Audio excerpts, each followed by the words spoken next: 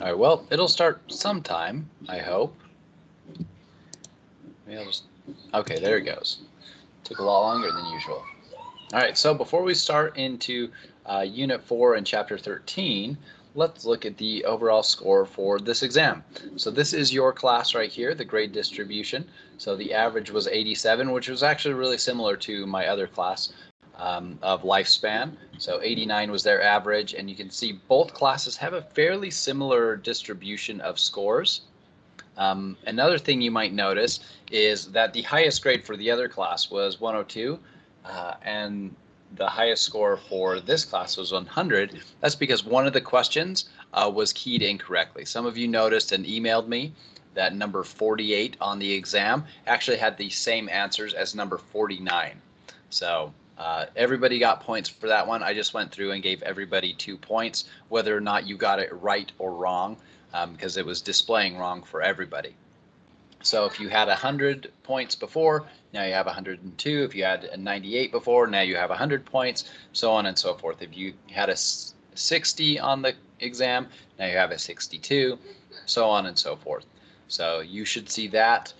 The standard deviation is still a little wider than I would like to see. So if you're scoring down here in the 60s and 70s, if this is because you just didn't have time to study or working too much, I definitely understand that. There's probably not anything I can help with that. But if you want some tips or tricks for studying before the final exam, definitely get with me. We can even meet here in this kind of setting, one-on-one.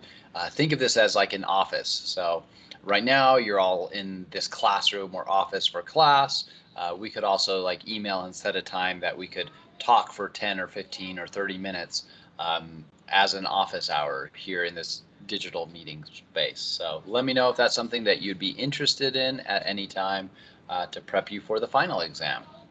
So with that being said, there might be one other question. You might see your grade change up again. There's another question that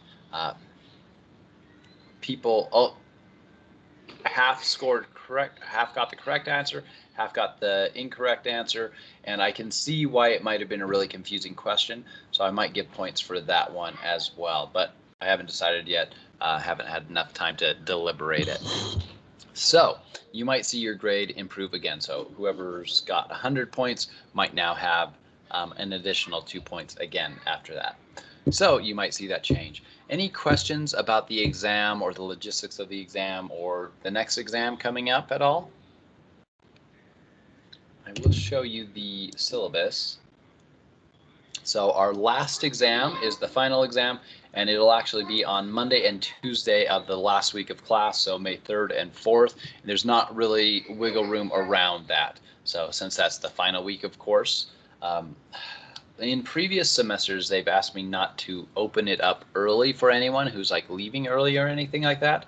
And I suspect that'll be the same this semester as well. So definitely plan to have that time on either the 3rd or the 4th of May to take that final exam.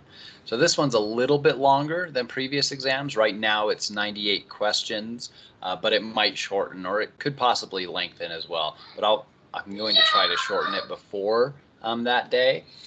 About 60% of the questions on exam 4 are going to come from the chapters we're going to be covering in this next unit. So chapters 13, 14, 15, 16, and 17. About 60% of the questions will be from those chapters, and then about 30 to 40% of the questions will be from units 1, 2, and 3. So reviewing the old exams, reviewing the old study guides, reviewing your notes, those will be really good to do in preparation for the final exam. So you can expect those to be things that we've repeated quite a few times. I know one topic that's come up a lot is the myelination of the prefrontal cortex and when that finishes happening. So you can expect questions like that to be on the exam, but also some of the content that we've kind of built on from Unit 1 will be on there too. So yeah. All right, questions with that, with the final coming up? It's still multiple choice, but it'll be just a little bit longer and semi-cumulative. All right, the other thing that I want to mention before we actually jump into chapter 13 is the signature assignment and reflection paper. So if any of you have been in other general psych classes here at Salt Lake Community College, you've probably made an e-portfolio before. And so that's what that assignment is all about. So if you've already done this, it should be pretty easy. If you've never done it, it might seem a little daunting. So the signature assignment and reflection paper assignment, that's really a three-part thing. So you've got part one is the signature assignment, part two is a reflection paper, and part three is your e-portfolio. So if you've already got an e-portfolio, you kind of know what I'm talking about. If not, I'll explain it right now. The signature assignment, though, first, that's an assignment that you already have done or will have done by this time. So the signature assignment is one assignment that you've done in the class that you think really demonstrates your knowledge in the class, demonstrates the work, the skills that you've gained. So for this class, it's probably going to be a question paper, whether it's your first question paper or this final question paper. That will be your signature assignment. You could also use, say, your reflection on the early adult friendships extra credit. You could use that too. So something that you've done for class, like a paper, that you think demonstrates your work in the class. That's your signature assignment, so you don't have to write a new signature assignment. It might be your final question paper, and that's your signature assignment, the one that you think best demonstrates your work and your learning. So no extra work really with that other than just deciding which one is the best example. Reflection paper is something that you'll write, but it's really short. It's essentially one page reflecting on the class overall, what you've learned over time, and I'll show you where to find that here in Canvas. So in Unit 4, you'll see there's a signature assignment and e-portfolio instructions, and also a signature assignment and reflection paper turn-in place. So let's open both of those. This is the instructions, and it basically has a video where I recorded all the instructions I'm giving you now, maybe more since I outlined it and tried to make sure I didn't miss anything. So if you forget or you need a re-review of what all of this is, watch that video. Ignore the due dates because it's not relevant to this class. I think it was a fall semester I made that video. So that's a video of instructions. Here is where you will drop off your stuff that you're turning in. So this describes your reflection paper. It's about one page, about 250 word minimum, and you'll essentially be responding to prompts. So think about your learning in the class and then make connections between this class and another class. That's one prompt. What skills did you master in this class? If relevant, how are they reflected in the signature assignment? Because you're turning them in together at the same time. So how are these reflected in your signature assignment that you choose? What was your biggest accomplishment in the course? So you don't have to necessarily respond to each one of these questions. They just kind of give you an idea of what we're looking for reflection in the class. So that's your signature assignment, is an assignment you've already done. This reflection paper, that one page reflection, kind of responding to these prompts. So not too difficult, but you definitely do need to schedule some time to do that. And then you will turn those both in here at this area. So here you will upload you can put them together in one file if you want. So like a Word document where it's 4 pages long of your pages of question paper and then your reflection, or they can be 2 separate documents, that's fine. So you'll upload those files here, and then here in the comments you will put your link to your e-portfolio. So here, that's where you'll drop the link. You could put it also in the document that you attach if you wanted to do that. But this is pretty easy. Then I can just click it and make sure you have that. So if you've done an e-portfolio, this is probably going to be really easy, basic review of that. But you should be doing it for essentially all the general ed classes here at Salt Lake Community College. So let's learn a little bit about e-portfolio, that third piece.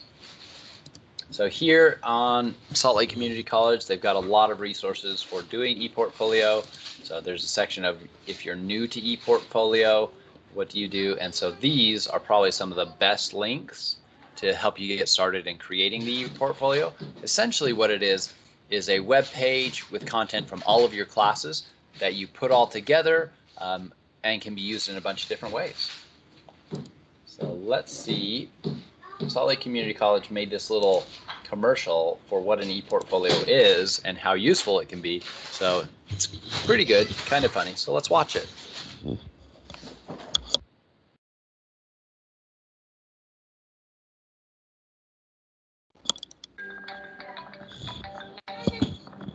Hello? Of course I'd love to interview for the scholarship today. Is there anything you want me to bring? Just a sample of what you've learned in college so far.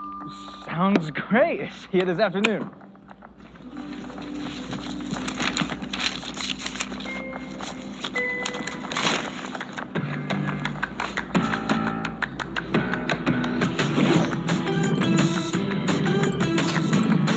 Yeah, come in full dance attire.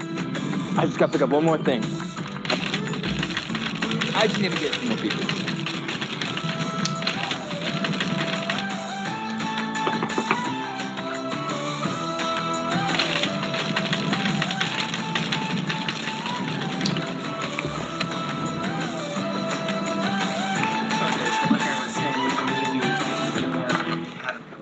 I think your 3 o'clock is here. I was thinking on rainbow caterpillars.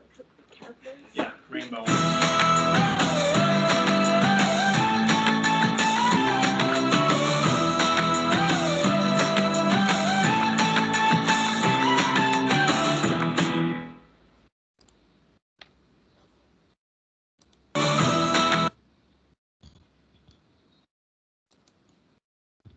So, funny little commercial. Hopefully that gives you some sense of what an e-portfolio is and the usefulness of it. So some of the main keywords that they have here are some of the main reasons that e-portfolios are useful. So theory of learning wise, collecting, connecting, and reflecting on your learning are some of the biggest aspects that will help you take what you learn in this class and other class, put it together, make new connections, and remember it long term and do well being able to apply it to your career or hobbies or all sorts of things. So there's a lot of different ways to do this, collecting, connecting, and reflecting. Some people just do it on their own by like keeping notes and tying things together. Making concept maps is one way to do it. The way Salt Lake Community College has kind of built it into the learning process is with this e-portfolio. So the e-portfolio allows you to collect stuff from most of your classes, maybe not everyone, connect between the classes and reflect on them. And when you do that, it helps your brain make connections. Right now, you might be taking a history course, an English course, a math course, this course.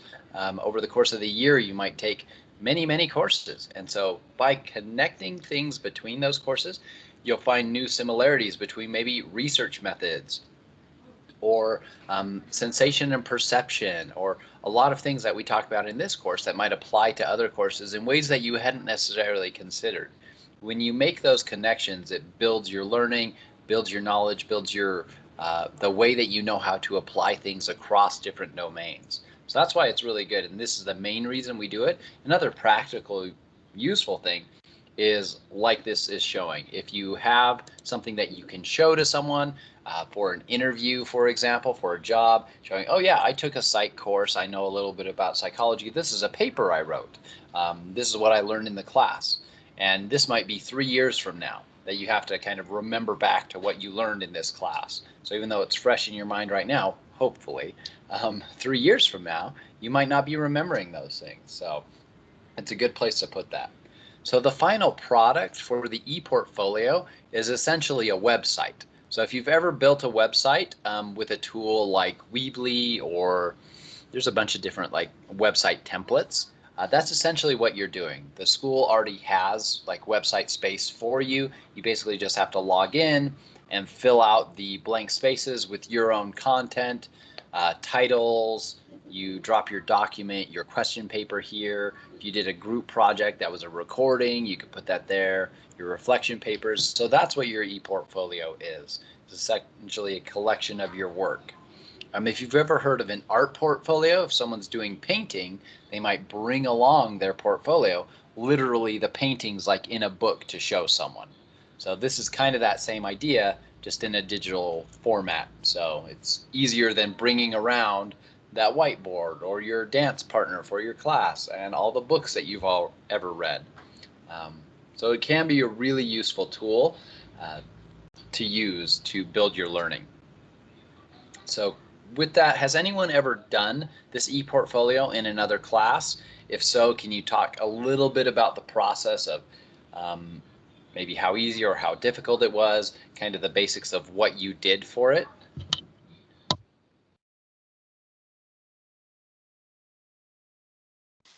Yeah, I can share a little bit. Excuse me, sorry. Great, thank you. You're welcome. So basically, they spell it out pretty well for you, and they have ePortfolio labs where they go and tell you if you're having a hard time exactly what you need to do. And that's what I did with my first round with an ePortfolio. I really didn't exactly know what I was doing, so I went to the ePortfolio lab and he just showed me how to do absolutely everything I would need to do. You add a picture for your title, and then you add the title, and then you just put it shows you exactly where to put your reflection and your signature assignment. It just makes it super easy. So yeah. Perfect. Thanks. I've never heard anybody's report from actually going to those labs. Like, that's exactly what they described, but I don't think anybody's ever told me their experience after the lab. So that was fantastic. That would be really useful. But like you also said, the website itself has some tools to help kind of guide you through it. So resources, examples, questions that people have, and here's some student portfolio examples. So if you are new to an ePortfolio, clicking on this new to ePortfolio link, following along, and then also signing up for a lab where I think right now they're still all digital. So essentially you would come and they would show you, you could ask questions like, how do I actually put a picture on there? And they'd show you the literal clicking to do it. So thank you very much for sharing that. But there are a lot of tools. This tends to be what I find to take the longest for students when it's their first time doing it. It is pretty simple process overall, but if you've never done it before, it might seem overwhelming. You'll be clicking around for a little bit longer. So definitely give yourself time to even start this earlier than the due date, because your signature assignment, it'll be done already at this point. And your reflection paper, it's 1 page. That's pretty easy. But that trying to figure out a whole new system of how to build a website, essentially, that might stress you out more. So get that done early. You can do a lab as soon as they're open. I think they do them all throughout the year and all throughout the semester. So get into one of those if you want. Click around, try it yourself so that you can get those. So again, you'll make that, it'll essentially be a web page. Then you'll turn that link in here. You'll upload your files here so that I can see that you've done your ePortfolio, and you'll get a couple points. So questions about ePortfolio or the signature assignment or the reflection paper? Go for it. I've got a quick question. Is the ePortfolio cumulative over all classes, or do you make a different one per class?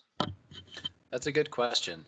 Usually what students do is they have the whole web page is their ePortfolio, and then they will have like a specific link to, say, their psych classes or their human sciences or their math classes or something like that. But I have also seen students basically put it all in basically a line. And so both of those are acceptable. Whichever makes most sense to you, you can organize your own ePortfolio that way. The biggest thing is that it is all collected there. But yeah, you can kind of separate it as separate or as together as you want. Other questions with ePortfolio? And you can definitely bring up these questions as you go along and try it out. Maybe you come back after this weekend or this next weekend and you say, hey, I tried it out and I don't know how to do this. And if I know how to do it, I can help. If not, I could look it up. Yeah, getting a start on creating that actual website is probably a good first step, especially since your signature assignment should be done anyway because it's an assignment you've already done, and that reflection page is just a single page reflecting, so it's pretty easy.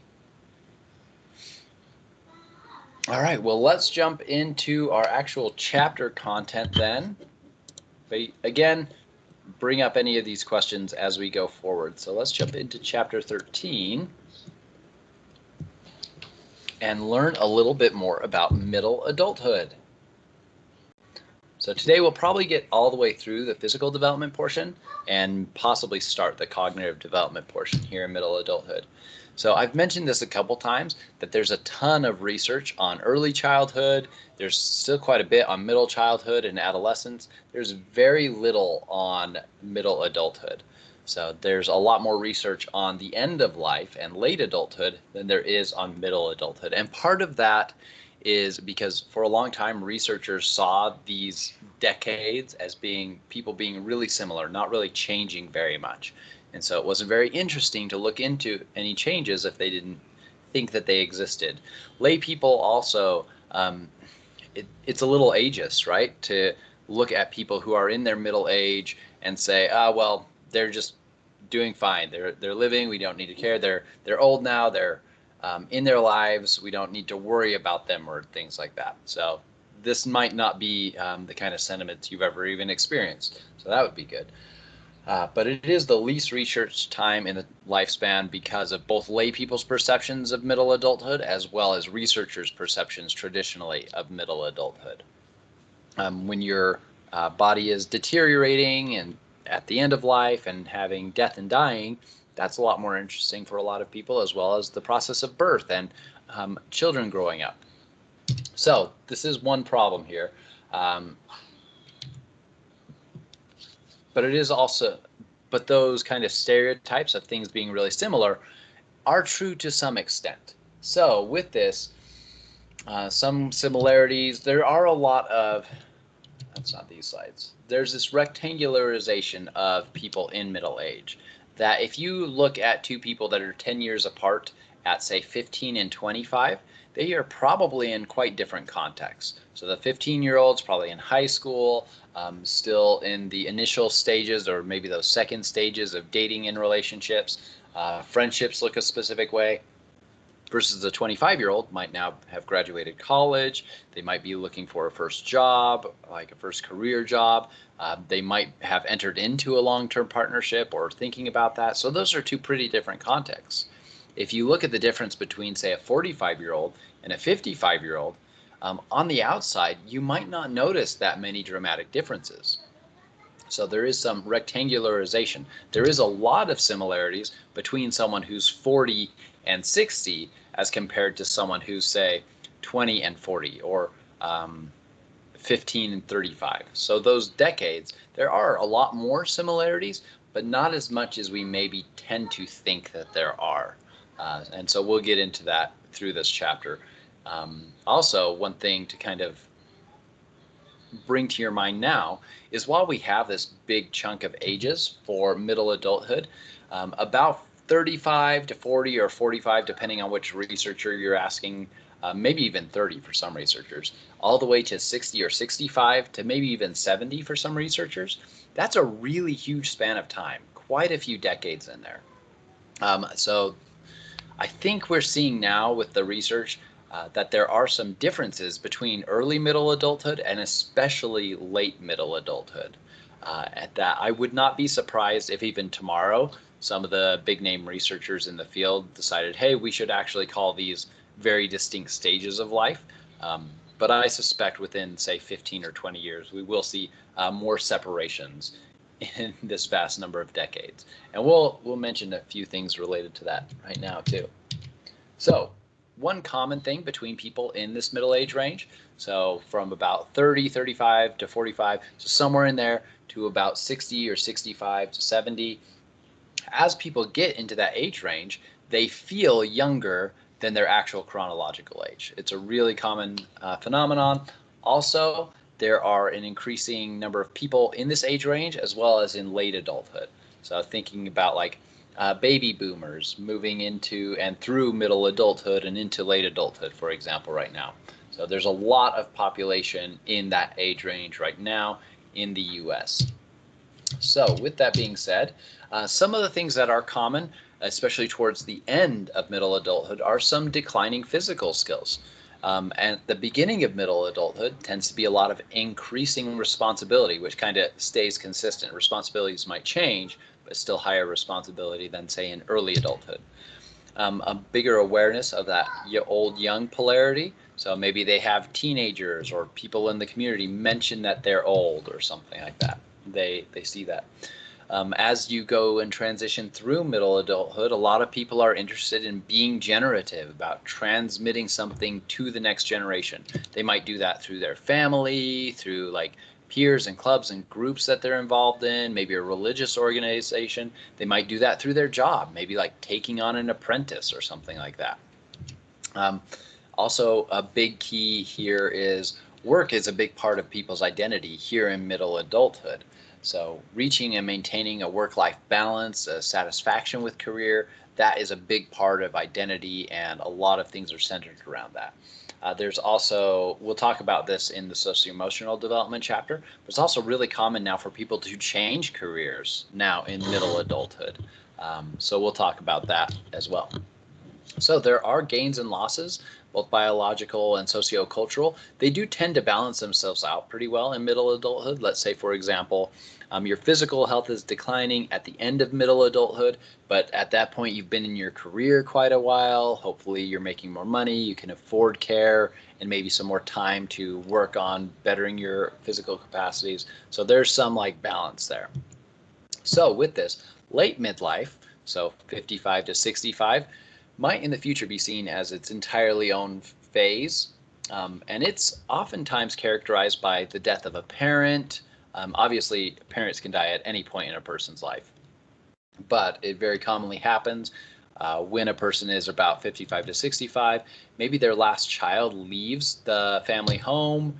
They might be becoming a grandparent around that time, preparation for or actual retirement. Surprisingly, a lot of people, even in this age range, are shifting to a brand new career in the US as well.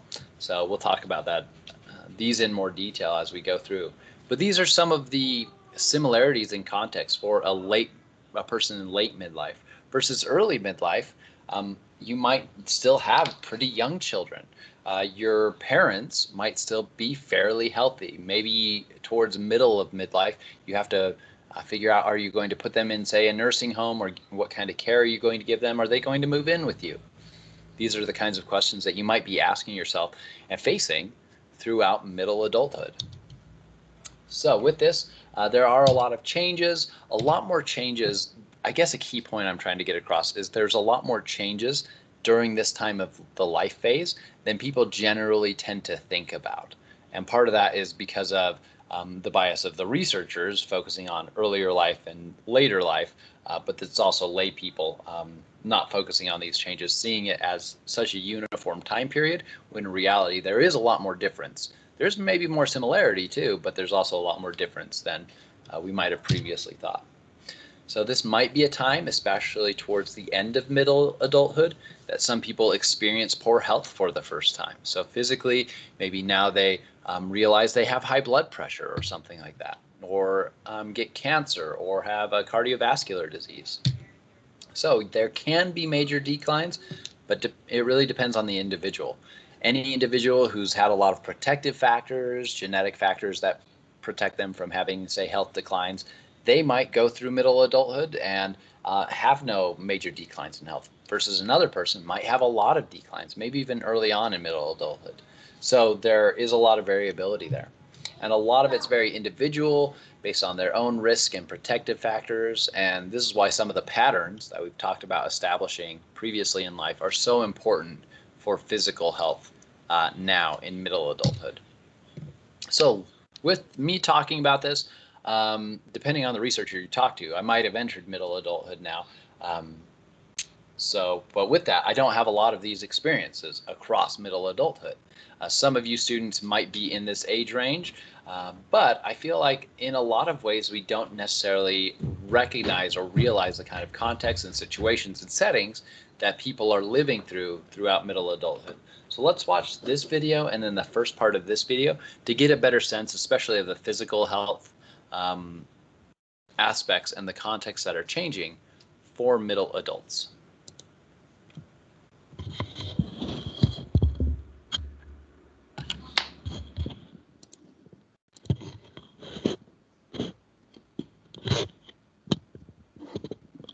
Today we're going to talk about some of the mental health issues that can occur during middle adulthood on Mental Health Minute with Kim.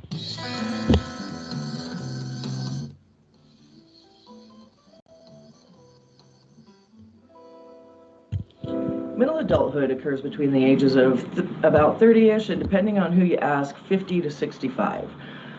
Like any other age group, mental illness can occur at any time during this developmental stage. But the two main mental health issues that people face during this stage are anxiety and depression. Now, you may have heard the term midlife crisis, and it's not really a thing. It's that people are going through a lot of transitions at this time. They maybe have children who are going off to college or graduating college. They may have children who are getting married. They may be becoming grandparents, and their identity has to change with all of these transitional changes that are going on. They may be a grandparent and have to incorporate that into their identity. They may be thinking about retirement and have to incorporate that into their identity. So it's really a time for self-reflection, and other things that people think about are their jobs and careers, and have they done enough? Have they been in the right job or given back enough to the world at large? One of the main So hopefully you see some of the points that I've pointed out already coming across in this description of people's lived experience. So the generativity through jobs, or like giving back to the world, leaving behind a legacy, those kinds of things. Also, the changes in identity that might happen. We talked about this a little with identity development. But identity development is still quite fluid and quite changeable throughout the lifespan, which is different than what we might generally think across the population, as well as what researchers thought even in recent decades, that you got to your identity, you achieved that in the end of adolescence, then that was you for the rest of your life. Well, no, things like career changes, becoming a parent or a grandparent, looking back and reflecting on your life differently might change your identity over time. And so it's a lot more changeable and fluid than people necessarily used to realize. And so in that way, it's actually really similar still, that process of identity and still refiguring out what your identity is still really similar to what it is in early adulthood. So there you've got that similarity really continuing, that any given change might have a big impact on your change of identity. So there is still a lot of change during this time period. And this is pointing out a few of those. Things that happens for women during this time is the M word, menopause. All kinds of things are happening to our bodies and brains. We're moving past childbearing years and our hormone levels are starting to drop.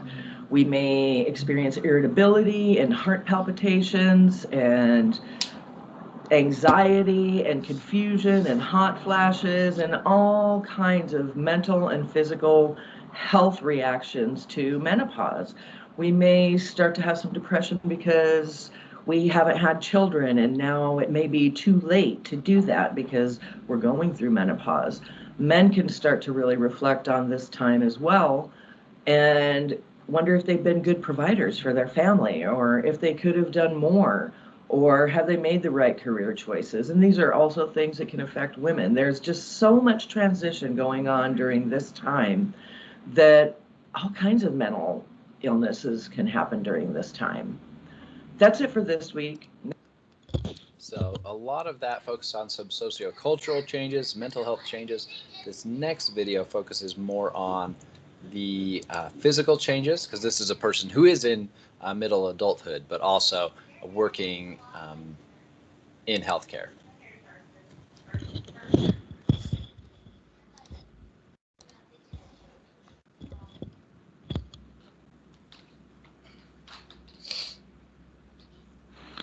Hi, I'm Martha Newman. I've been a physician assistant for 31 years, currently work in internal medicine. So I see a wide range of patients. Primarily, people start coming to the doctor after age 40 because things start going wrong. I really love women's health, so I am just being there right in the middle age bracket myself. You can relate, like, yeah, that's happening to me too. But the risk factors increase: heart disease, high blood pressure, high cholesterol, diabetes.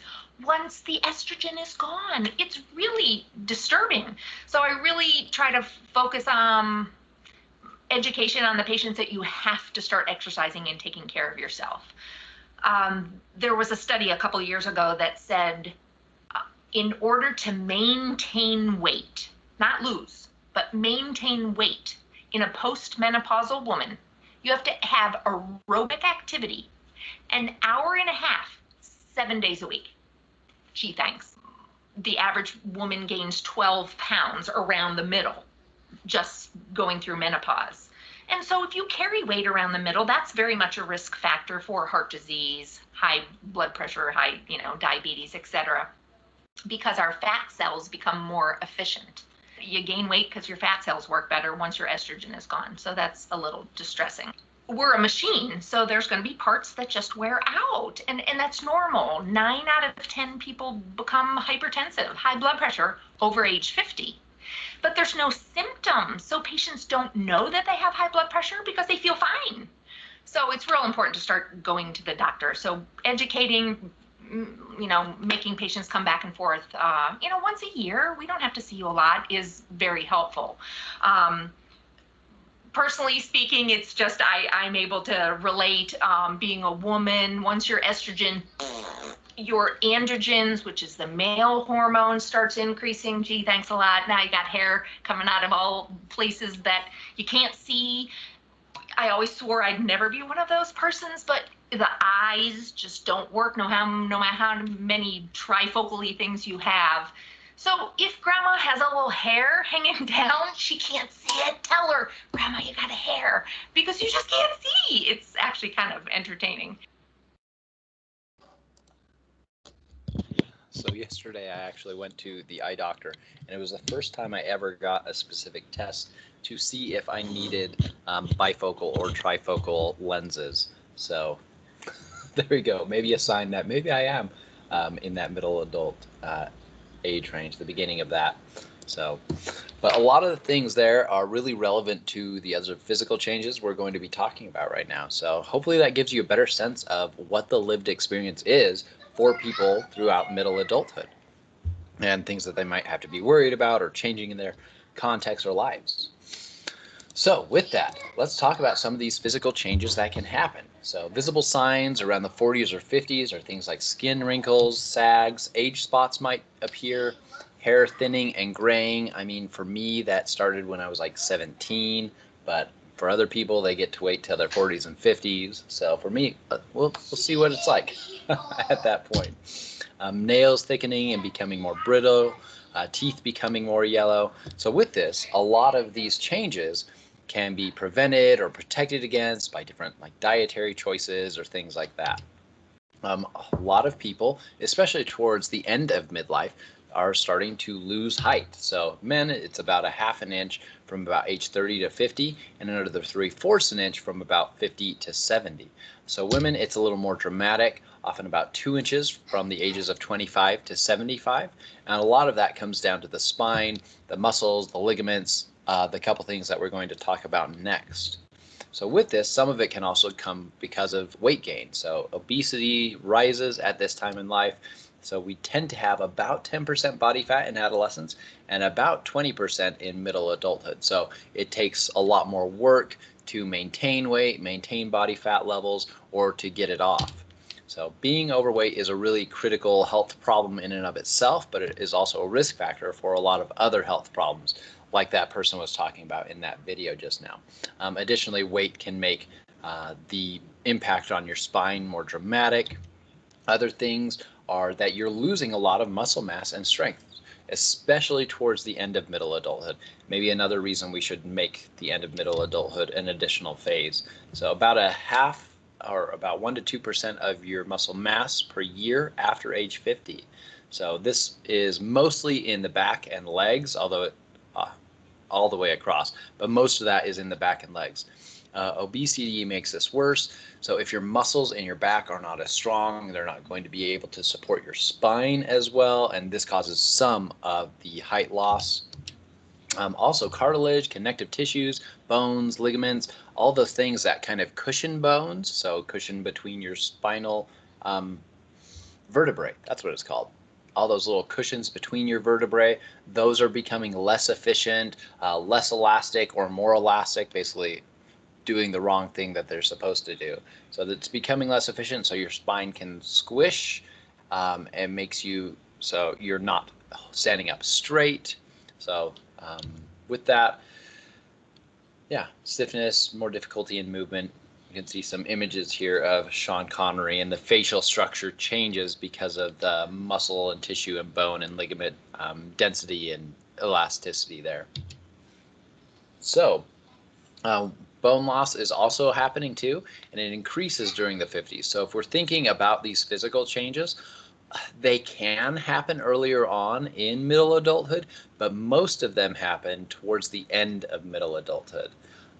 And we'll see as we jump into late adulthood, a lot of the changes can also happen even further along in later adulthood. So there's a lot more consistency in early middle adulthood physically than there is in later middle adulthood. So I think, like, you might be hearing these, you might be close to these ages and be thinking, oh, that's really scary. I'm not looking forward to that. Or you might be in the midst of that as well and think, oh yeah, that really stinks. But there is a lot that you can do to protect and maintain your capacities, physical capacities at this time, as well as a lot of these losses that we traditionally think of in relation to aging happen a lot later than what we actually tend to think that they do, on average. So with this, women do lose bone mass about twice as quickly as men. Fruits and vegetables, a good diet is a really big protective factor for a lot of these physical health changes. Exercise as well is a really big protective factor.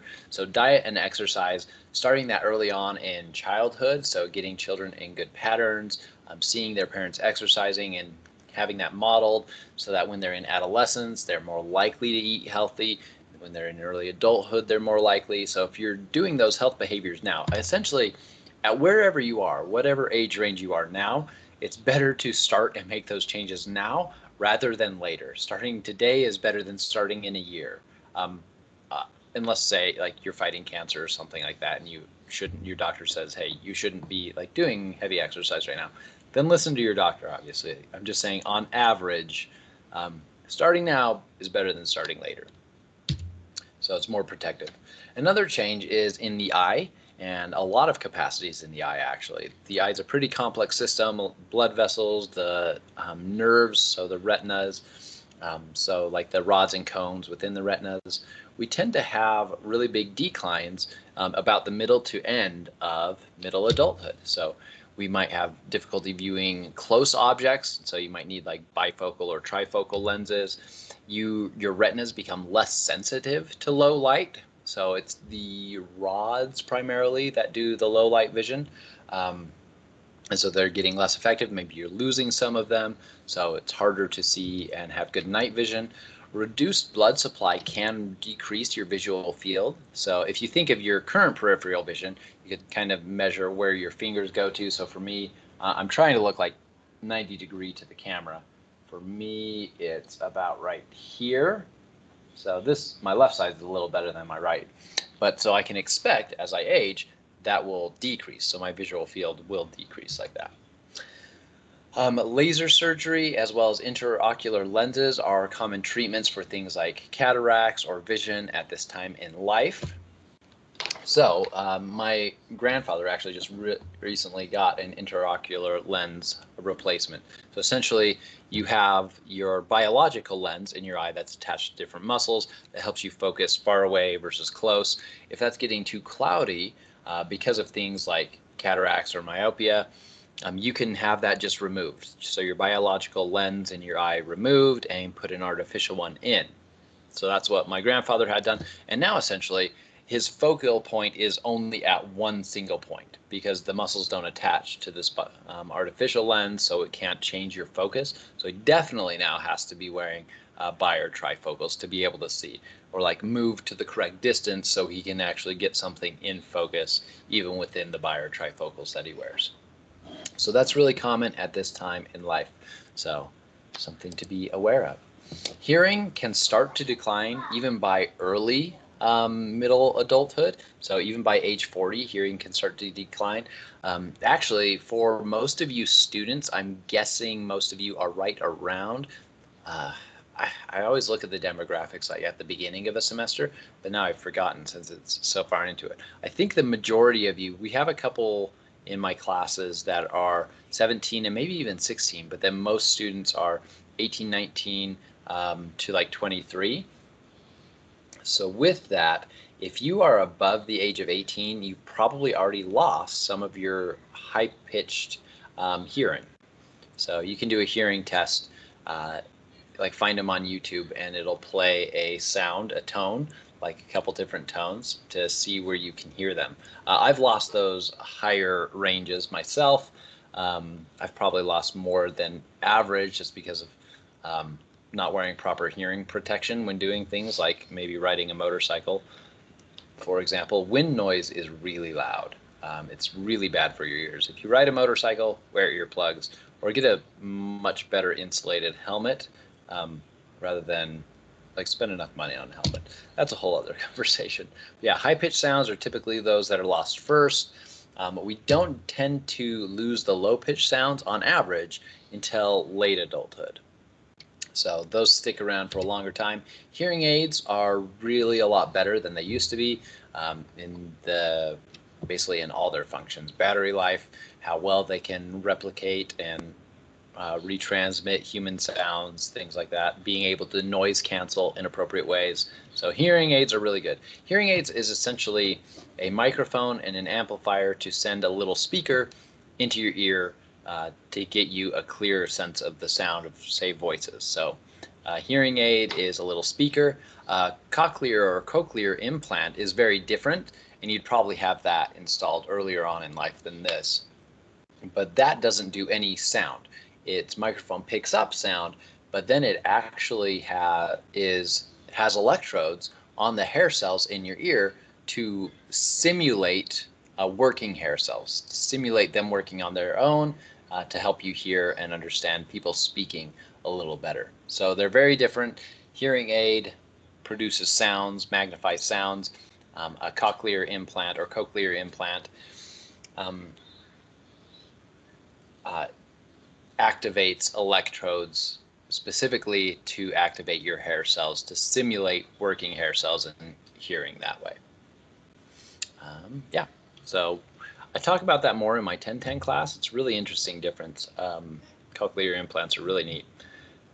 So cardiovascular system, it's normal for cholesterol in the blood to increase throughout adulthood, but oftentimes in midlife, this is when it starts to accumulate on artery walls, which can put you at higher risk of things like heart attacks, high blood pressure, high cholesterol, and a lot of different cardiovascular diseases. And these are some of the main causes of death in adults. So these are some of the biggest factors that doctors are concerned about and trying to prevent. So that's correlated with weight gain between 45 and 60, linked to unhealthy diet in adolescence. So this is a correlation here. Probably some causal relationships on this one. If you have a bad diet in adolescence, if you don't establish that habit, you're much more likely to have unhealthy eating habits in middle adulthood. Linked to lower socioeconomic status. So there, people, I think we've talked about this in class before, people in lower socioeconomic status have a hard time accessing healthy foods oftentimes. So that can be a risk factor. So exercise, weight control, diets rich in fruits, vegetables, whole grains, a lot of different fats are really needed by your brain as well. So those kinds of healthy fats are really important. So managing those things and starting to manage them earlier rather than later is the best thing for preventing these kind of physical changes. So here's the simple 7 that the American Heart Association says. Manage your blood pressure, control cholesterol, reduce blood sugar, get active, eat better, lose weight, quit smoking. They're some of the best things to do for your physical health. And another one that we'll talk about very extensively in late life is actually reducing stress. So stress is one of the next highest correlates for lifespan and enjoying lifespan. So people with higher stress report lower satisfaction with life. People with higher stress die earlier on in life. So we'll talk a lot about it in late adulthood chapters, but just as kind of a preview here, I would say the 8th here would be reducing stress, and there's lots of ways to do that. So right now, lung capacity, sleep is challenging, more insomnia, more breathing difficulties. This is important stuff. Let's talk about them in more detail. Let's take a quick break and come back to this. And then we'll be able to watch some more videos of people in middle middle adulthood as well. So let's take a quick break though, about 5 minutes. So we'll be back here at 10:56 and we'll continue on with physical health.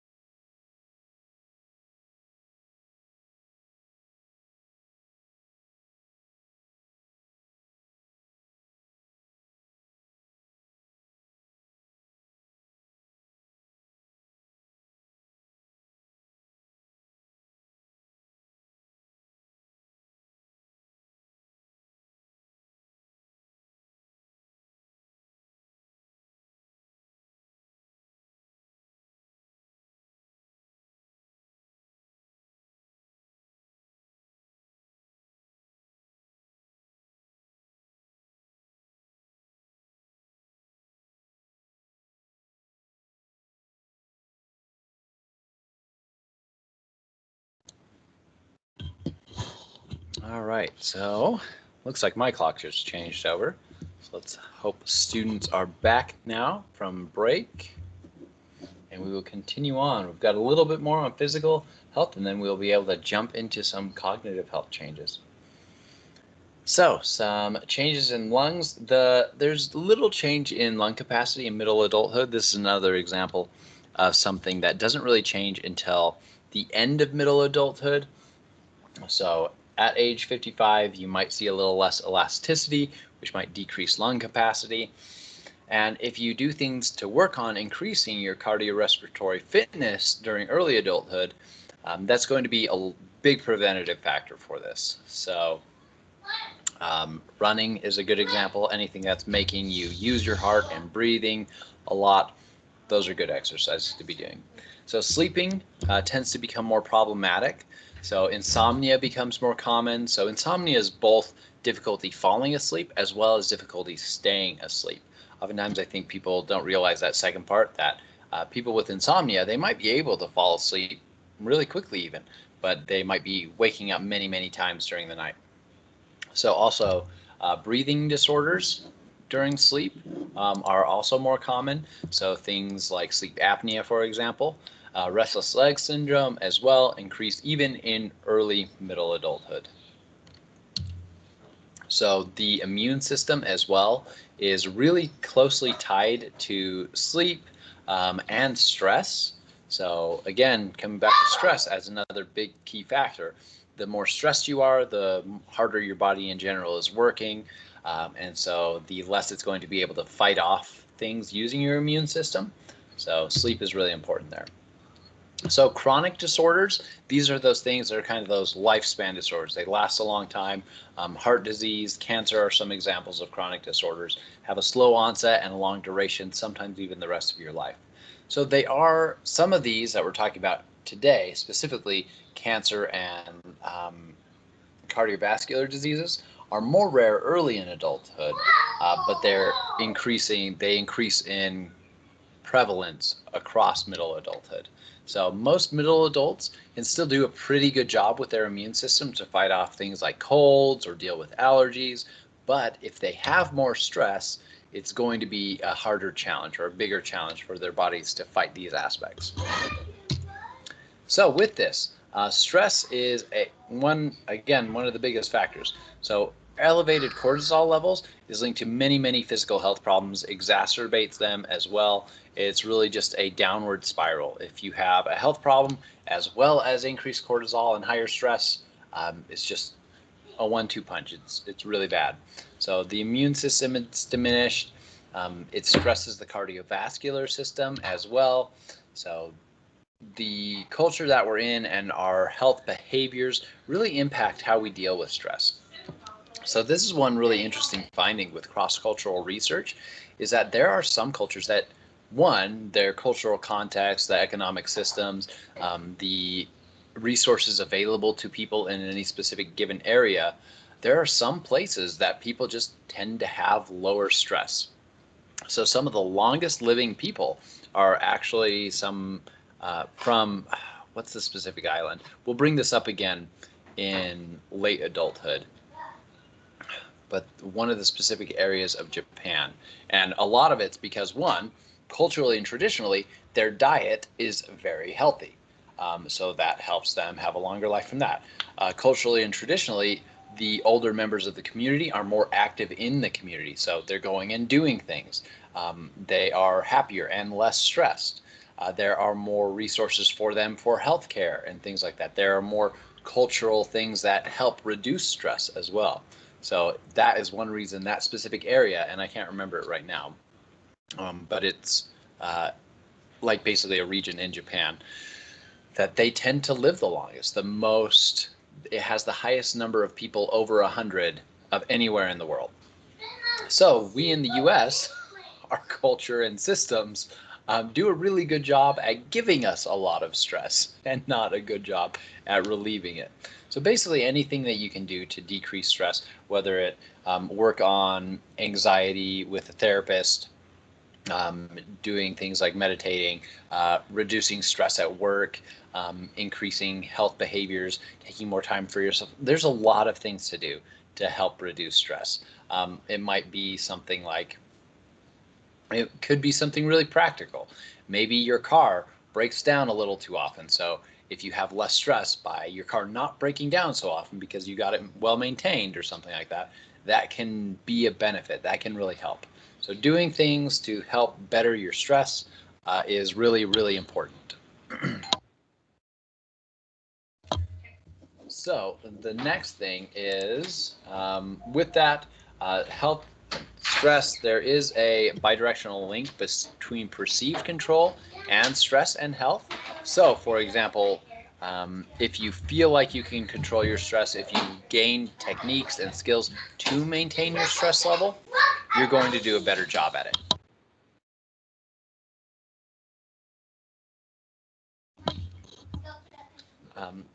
So chronic diseases are one of the main causes of death throughout the end of lifespan. So things like cardiovascular diseases and so heart disease, cancer, they account for about 86% of the total healthcare spending in the U.S. And so that is a really important component to it. Is these diseases are some of the most, I don't want to say deadly, some of the most common causes of death. That's the accurate way to say that, across the end of the lifespan. So doing things to prevent that, starting good habits early on, is really important. So sexual development in middle adulthood. Oftentimes we think about sexual development being in adolescence and early adulthood, and then you've developed, there's no changes, but there is still a lot of change across the rest of the lifespan. So it should be an easy word, but I keep forgetting it even after I look it up. So climacteric, pretty sure that's the correct pronunciation, is that midlife transition when fertility is declining. So this is related to things like menopause. So menopause is when a woman's menstrual periods stop entirely. So the period before that is called perimenopause, and we'll talk about that next slide. So with this, menopause tends to happen in the late 40s or the early 50s. It can happen earlier than that, but this is on average again. So bell curve, normal distribution. Most people, it's happening in the late 40s, early 30s. So menopause might lead to things like hot flashes, fatigue, rapid heartbeat, nausea. So those kind of symptoms can be treated or managed. But perimenopause is a really interesting phase in sexual development that I don't think we generally talk about just generally in our cultural context. So perimenopause is that transitional period from a normal menstrual period to the complete stop of menstrual periods. So you could think of this essentially as a reverse puberty in some ways. So the same kinds of hormonal changes that are happening early on in puberty, it's still that dramatic of biological changes to hormones that are happening during perimenopause. So mood swings, hormone changes, it's really, really similar in a lot of ways. Your body's changing to a way, and now you are fertile, then now your body's changing hormones again, and you're no longer fertile. So a lot of similarities. One big difference, though, between puberty and adolescence, we see a lot of outward behaviors, mood swings, changes in people's behaviors. There's whole like movies and jokes and conflicts in films or TV shows as adolescents are going through puberty.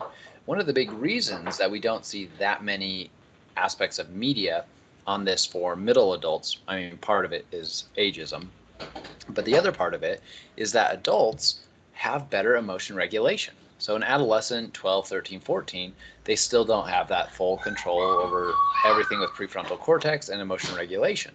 So that's all wired up if you're in your late 40s or early 50s. So you've also had many more years to regulate emotions and realize how to manage emotions. So even though the same kinds and intensity and changes, dramatic changes even day by day are happening at the hormone level with your body, people are able to regulate it better.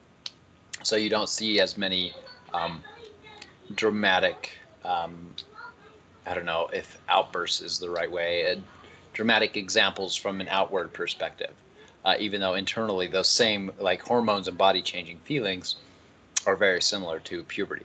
And this is why I mentioned like you could think of it as a reverse puberty. It's not like an entirely accurate statement, but hopefully it gets across the message that a lot of those changes, like how many changes are happening during puberty, there are some of those same dramatic amounts of changes happening during perimenopause, so that transition to menopause. So hormone replacement therapy can help reduce some of the unpleasant side effects, like say hot flashes or other aspects. So this augments the levels of those reproductive hormones like estrogen and progesterone. So rather than it being like sharp changes every day, it kind of helps manage the decline and make it more slow and steady. And it's also, though, correlated with increased risk for breast cancer. So this is one reason that talking to a doctor about using these kinds of therapies is really important. Really, any medicine or any therapy that you're doing, talk to the relevant health professional to make sure it's a good idea for you yourself. So there's also hormonal changes in middle-aged men. So with this, usually what we see in research is a focus on the decline in sexual hormone level and sexual activity, as well as research into erectile dysfunction, or the inability to achieve and maintain an erection. So you might be wondering why I have a little picture of a car here. Well, if you read the advertisement, who paid for this car, Viagra paid for this car. So this is one of my first jobs. Actually, it was my second job, actually. My first job was working in a frozen custard shop. That was great. Got to eat frozen custard all the time. And my metabolism was high enough that I could do it and not really gain any weight. So that was awesome. And that would not be the case today. The second job I did was as a call center call survey person. So essentially, I sat at a computer, actually fairly similar to this. I had like a microphone, an earpiece, and the computer would call random people, and I would try to get them to do surveys. One of the surveys was paid for by Viagra. So Viagra had basically a list. I don't know in every case how the companies got their numbers, just like any robocall thing gets your number. So essentially, Viagra had us calling, I forget if they were 35 or 45 to 55-year-olds, but it was one of those age ranges. It was either 35 to 55 or 45 to 55-year-olds. So we would start talking to them, and I would ask these men, I would ask them if they watched sports. And then I would give them, if they said yes, I would give them a list of sports that they might watch. So if they answered golf or NASCAR, for both of those, there were athletes that were sponsored by Viagra. So if they answered that they did golf or that they did NASCAR, I would then ask them the question, are you familiar with the Mark Martin number 6 car? And almost always they would say yes. And I would say, do you know who is a sponsor? Do you know any of the sponsors of that car? There's more, so they might name a bunch, but oftentimes they would name Viagra as well. So I would have asked this person like 4 questions. So this random person that I'm never going, well, who knows, maybe I have met them in my life. But like this random 45-year-old, I've asked them now 4 questions about sports, right? So do you watch sports? Which sports? Are you familiar with this specific person or this specific car? And then like the 4th question I asked this person after cold calling them is, do you have occasional or frequent difficulty in achieving or maintaining an erection? So, and I got this survey all the time. This was my job, to literally call people and ask them that. And it's so funny to me now. I hated it then, just because I was always afraid that someone was going to get so mad. Like some of my coworkers, they would have people yell at them, be like, why are you asking me this question? That never happened to me. And so I always got put on the survey because people always took the survey with me. And we finished answering all the questions about their erectile dysfunction, and I hung up. And that was my job, to call and ask about people's erectile dysfunction. So funny story related to these hormone changes in middle-aged men. And also, this is one of the reasons I still now, like if I ever get a survey call, I'll often do it because I feel bad for those workers. You know, I was one of those workers. So solidarity with phone call people, whatever kind of customer service, phone centers, solidarity with them as well. But yeah, that was my job, to ask people about Viagra and their erectile dysfunction without, not one normal topic of conversation that you might generally have with someone. So I'm glad other students found it funny as well. So with this, Sexual activity in middle adulthood does occur less frequently than in early adulthood, and one of the main reasons is this last one. The main reason is that the people's routine is not including sex on average. So career, family stresses, low energy level, those are also correlates to having less or more sex, but having a routine that doesn't include sex is one of the biggest things. So having kids that need to go to different activities, you have to work this specific amount of time, you have these things on the weekend, so having a busy schedule is going to relate to that. But for those couples or partners or people that include sex in their regular routine, they're much more likely to be having sex. So middle-aged men report being more interested in sex than middle-aged women. And living with a partner, similar to early adulthood, living with a partner makes it a lot more likely that you'll be having sex more frequently as well. So with this, the frequency of sexual behaviors is also related to cognitive functioning. So people who report more frequent sexual behaviors, they're also scoring high on cognitive tests. So there's a correlation there. There's definitely a causal relationship between sexual behaviors and lowering of stress levels like cortisol. But it's a correlation that I'm aware of, that more sex is related to better cognitive functioning, but I don't know if there's a causal relationship there.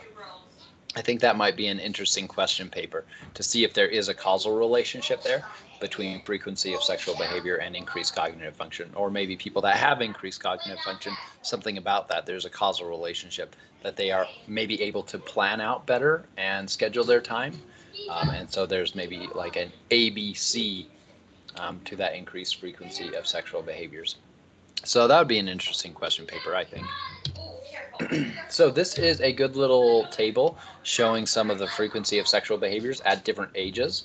And so I wanted to point a couple things out. So just to describe this table first, we've got ages broken down. So women over here, men over here, 18 to 24, 50 to 59. Same here, same age brackets. So here we've got them reporting not having sex at all, or just a few times a year, a few times a month, and 2 to 3 times a week. So we talked in early adulthood that in early adulthood, about 33% of people are having sex about 2 to 3 times a week. In early adulthood, about 33% of people are having sex a few times a month, and then about 33% of people are having sex a few times a year or not at all. So with that here, you can kind of see that related in these numbers, about a third at these different times. But another thing I want to point out is that there's not always a super linear trend over time. So if we look here, we can see kind of an increase in a few times a month. We can see an increase and then a decrease in times per year. And then if we look at women here having sex a few times a month, a big increase, then a decrease, then an increase again. So it's not necessarily a linear trend. There's definitely more things happening here with sexual behaviors and changes from early adulthood to middle adulthood to late adulthood.